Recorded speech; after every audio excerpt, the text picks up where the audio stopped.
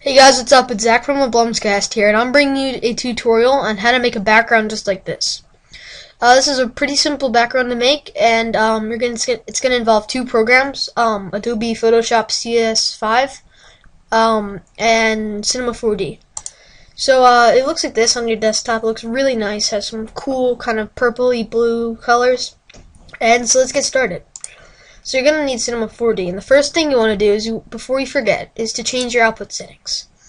So click on this right here, and that'll open up this box. And then go to Output, and change, it's right under where it says Output, and click this drop down, and go to Screen, and then 2560 by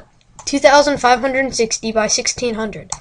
And click on that, and that will kind of widen your view, and kind of make it look really nice. And so now go to MoGraph and then MoText, which will insert some text. And you can enter in any text you want, but don't make it too long. Just make it like less than, like about 4 letters or so. A little bit more or less is fine. So I'm just going to enter in Zach. So that's my name. So if you want to change the font, that's fine. I'm going to use a font called Simply Mono. I'll have the link to that in the description if you want to use it, but if you have your own font, that's fine that you want to use, but I think that this is a really cool font. And yeah. So the next thing you want to do is you want to click on the MoText here and make sure you're under Object and change the depth to 220. Kind of give it a nice sort of thickness. And that's all you need to do with that for now. Then click on the MoText here and click Control-C, Control-V if you're on a Windows, and whatever it is on a Mac, that just copy and pastes it. Or you could just right click and then just do something that duplicates it.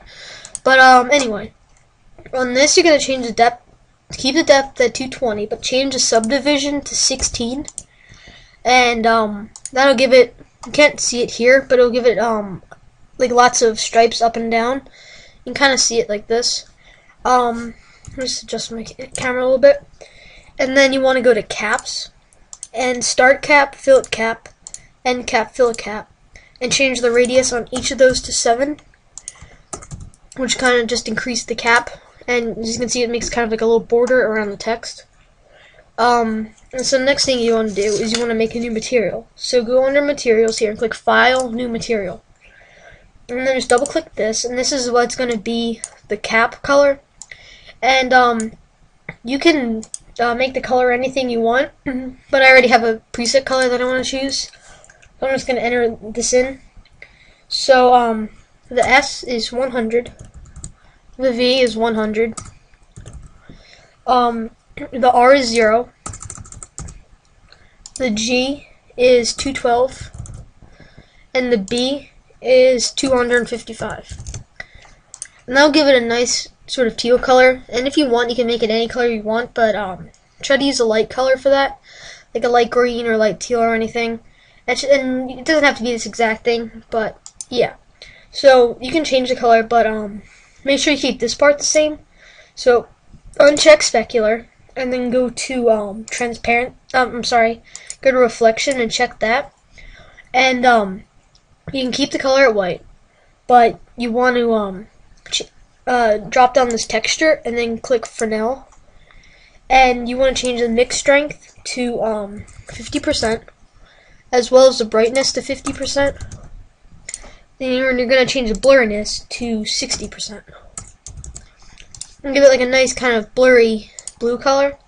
And just drag that onto the MoText 1. It'll kind of have a drop down arrow with a plus sign in the box, and as you can see, it gives it a nice sort of color, and you kind of see those, but not yet. And so what you want to do now is you want to, with the MoText 1 select, just kind of drag this back a little bit, so you can see a little bit of the white sticking out the front, and that's good for now. So now you're going to color in the white part, so make a new material, and here I'm just going to enter in the color right now. It's going to be kind of a dark blue sort of color.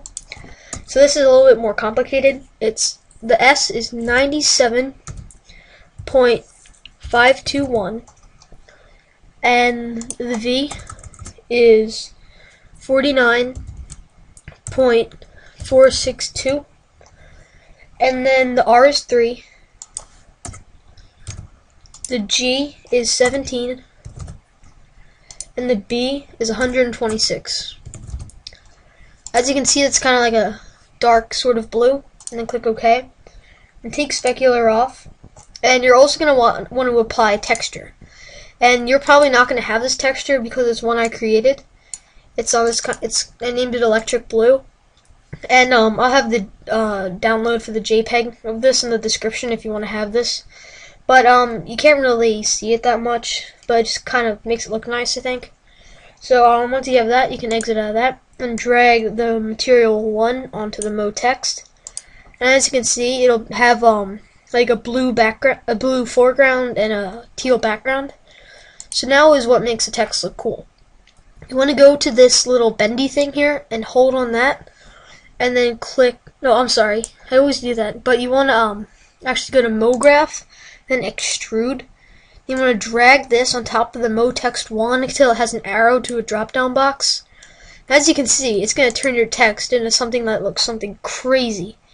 It's going to take a while to render though, but it'll make it look really good. And we're not finished yet.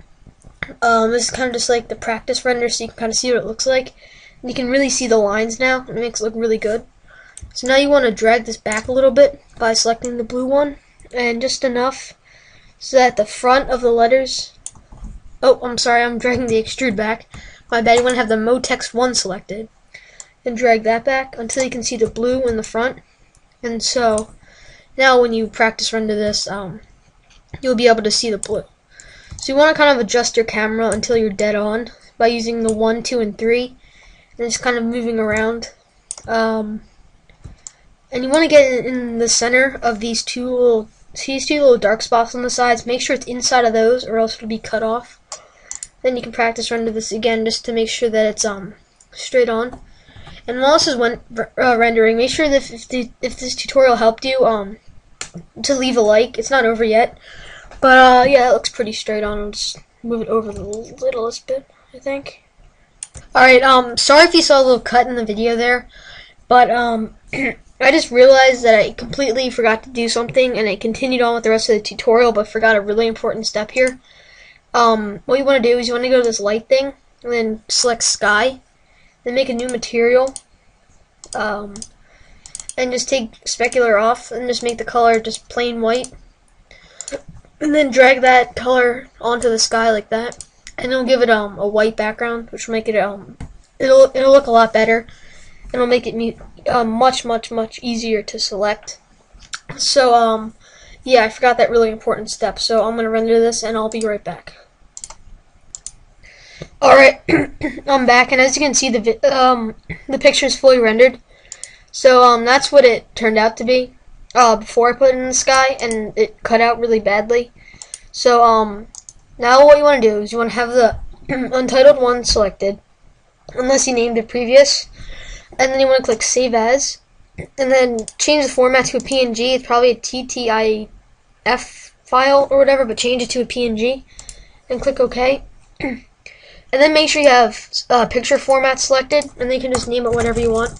Just gonna mash the keys for because I don't want to waste that much time doing that. So you can close out of that box, but just leave this open just in case.